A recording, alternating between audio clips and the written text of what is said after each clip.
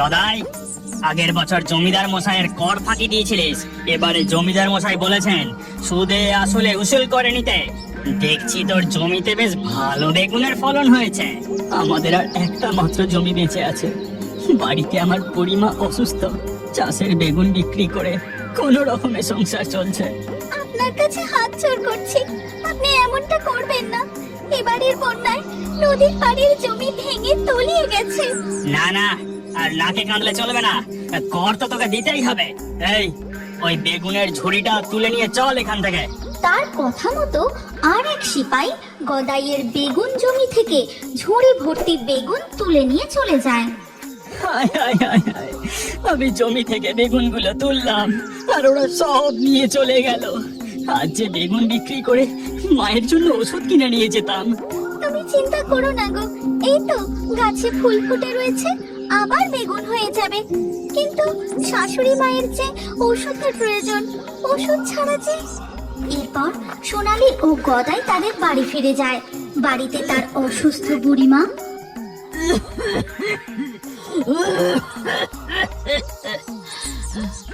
বাবা গদাই, আমার ওষুধ এনেছিস বাবা? ওই জমিদারের সিপাইরা আজ আমার সব বেগুন নিয়ে চলে গেছে মা। এবার আমি কি করব, কিভাবে তোমার ওষুধ নিয়ে আসবো, কিচ্ছু বুঝতে পারছি না। তুই চিন্তা করিস না বাবা, একদিন ওষুধ না খেলে আমার কিচ্ছু হবে না। এরপর সেই দিনই গভীর রাতে গদাইয়ের অসুস্থ মা মারা যায়। সকালে শ্মশানে দাহ সংস্কারের সমস্ত কাজ সম্পন্ন করা হয়। এরপর কেটে যায় বেশ কিছুদিন। সোনালি, দেখো জমিতে কত বেগুনের ফলন হয়েছে। কাল ভোরে এসে বেগুন তুলে হাটে নিয়ে যাব। হ্যাঁ, বেগুনগুলো বেশ পরিপুষ্ট হয়েছে। এই বলে গদাই ও সোনালী বাড়ি ফিরে যায়। সেই দিনই গভীর রাতে দেখা যায় এক ভয়ঙ্কর ডাইনি বেগুন জমি থেকে টপাটপ বেগুন তুলছে। আজ আমি সব বেগুন তুলে পুরো জমি ফাঁকা করে দেব, গাছে একটাও বেগুন রাখবো না। অন্যদিকে দেখা যায় আরেকটি বেগুন জমি থেকে চাদর মুড়ি দিয়ে এই নিশুতি রাতে কি যেন বেগুন তুলছে। এরপর ধীরে ধীরে সকাল হয়ে যায়। গদাই ও সোনালী তাদের বেগুন জমিতে গিয়ে দেখে, এ কি সর্বনাশ, কালকেই তো দেখে গেলাম জমি ভর্তি বেগুন, কিন্তু এখন যে অর্ধেক জমি ফাঁকা। নিশ্চয়ই কেউ আমাদের বেগুন চুরি করেছে। যাকে বাকি বেগুনগুলো তুলি চলো।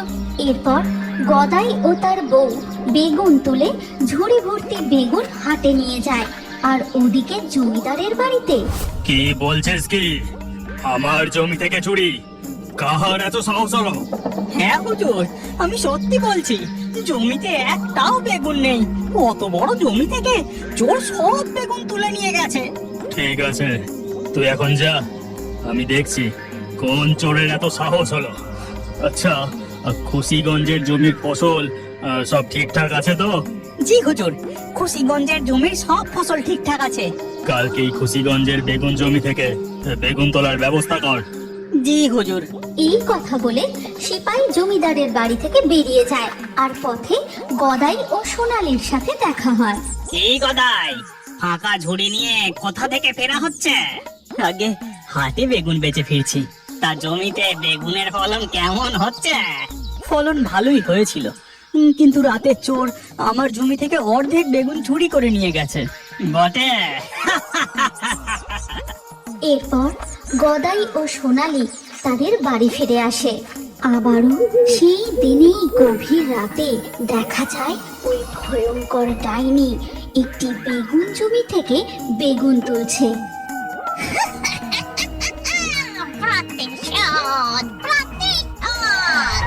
আমি এই জমি থেকেও সব বেগুন তুলে নেব, একটাও বেগুন রাখবো না।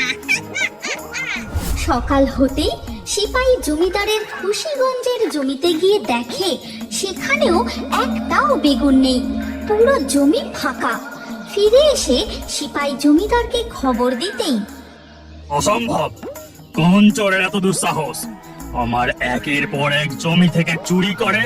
সিপাই, আমার সমস্ত জমিতে কড়া পাহারার ব্যবস্থা করো। জি হুজুর। এবার দেখি চোর কি করে আমার জমি থেকে চুরি করে। এরপর বেশ কিছুদিন কেটে যায়। গদাই ও জমিদারের বেগুন জমিতে নতুন বেগুনের ফলন হয়। এমনই একদিন হঠাৎ গদাইয়ের স্ত্রী সোনালী খুব অসুস্থ হয়ে পড়ে। কি হলো? তোমার কি হলো সোনালি? আমার খুব পেটে ব্যথা করছে গো। আমি এক্ষুনি বৈদ্য মশাইকে ডেকে নিয়ে আসছি। তুমি ঘরে গিয়ে শুয়ে বিশ্রাম করো। না না, বৈদ্য ডাকতে হবে না, ও এমনি ঠিক হয়ে যাবে। না হলে যে আমাদের অবশিষ্ট সঞ্চয়ের টাকাও শেষ হয়ে যাবে। ওসব নিয়ে তুমি চিন্তা করো না। এই বলে গদাই বাড়ি থেকে বেরিয়ে পড়ে।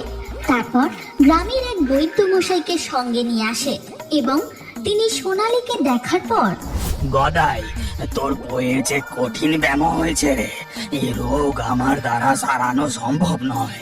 বড় বৈদ্য দেখাতে হবে, সাথে দামি জড়িবুটি খাওয়াতে হবে। এ কি বলছেন বৈদ্য মশাই? সোনালির কঠিন রোগ হয়েছে? হ্যাঁ রে গদাই, এই নে, এই জড়িবুটিটা তোর বউকে খাইয়ে দিস, ও কিছুক্ষণের জন্য সুস্থ বোধ করবে। এবার আমি উঠি তবে। ঘরে রাখা অবশিষ্ট টাকাটুকু বৈদ্য মশাইকে দিয়ে দেয়। তারপর বৈদ্য মশাই চলে যান। সোনালি, তোমার কিচ্ছু হবে না। আমি টাকার ঠিক ব্যবস্থা করে ফেলবো। তুমি আবার সুস্থ হয়ে উঠবে। আমার এই কঠিন ব্যাধি আর ঠিক হবার নয় গো। তুমি আমার জন্য আর কত করবে?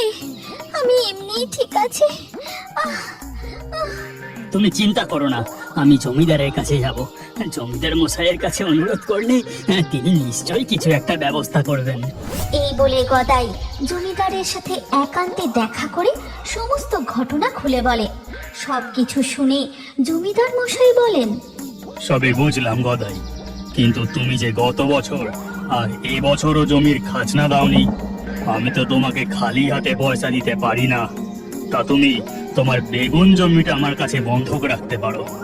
মাফ করবেন হুজুর, কিন্তু এবছর যে সিপাহী আমার জমি থেকে খাজনা আদায় করে নিয়ে গেছে। কে সব আজে বাজে বলছো? সিপাহের মুখে শুনলাম তোমার মা নাকি খুব অসুস্থ, তাই তুমি এবারে খাজনা দিতে পারবে না, তাই সেও তোমার থেকে খাজনা আদায় করেনি। কিন্তু জমিদার মশাই। কোনো কিন্তু শুনতে চাই না, জমি বন্ধক দিলে তবেই টাকা পাবে। ঠিক আছে জমিদার মশাই, আমি আপনার কাছে জমি বন্ধক রাখলাম। আপনার এই ঋণ আমি খুব তাড়াতাড়ি শোধ করে দেব। এরপর গদাই জমিদারের থেকে টাকা নিয়ে চলে যায়। সোনালীকে বড় বৈদ্যের কাছে চিকিৎসা করায়। আর সেই দিনই রাত গভীর হতেই গদাইয়ের জমিতে বেগুনগুলো বেশ ভালোই ফলেছে। যাই, বেগুনগুলো আজ অর্ধেক তুলব না, গোটা জমির সব বেগুন একেবারে সাবার করে দেব। এই বলে সিপাহী গদাইয়ের জমি থেকে বেগুন তুলতে থাকে। ঠিক তখনই সেখানে প্রকট হয় সেই ভয়ঙ্কর ডাইনি। আমি ভেবেছিলাম ওই জমিদার নিষ্ঠুর, কিন্তু এখন যে দেখছি আসল দোষী তুই। আমি তোর ঘর মটকাবো না, তোকে আমি উচিত শিক্ষা দেব। ডাইনি জাদু করে সিপাহীর উপর একটি জাল ফেলে দেয়।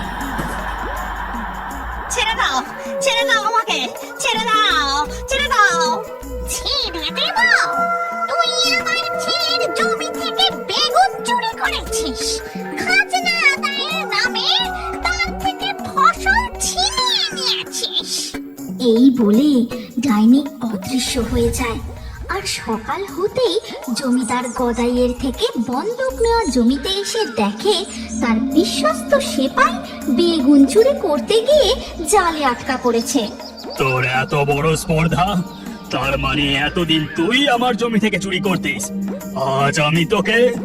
মাফ করবেন হুজুর, আপনার জমি থেকে না, এ তো গদাইয়ের জমি।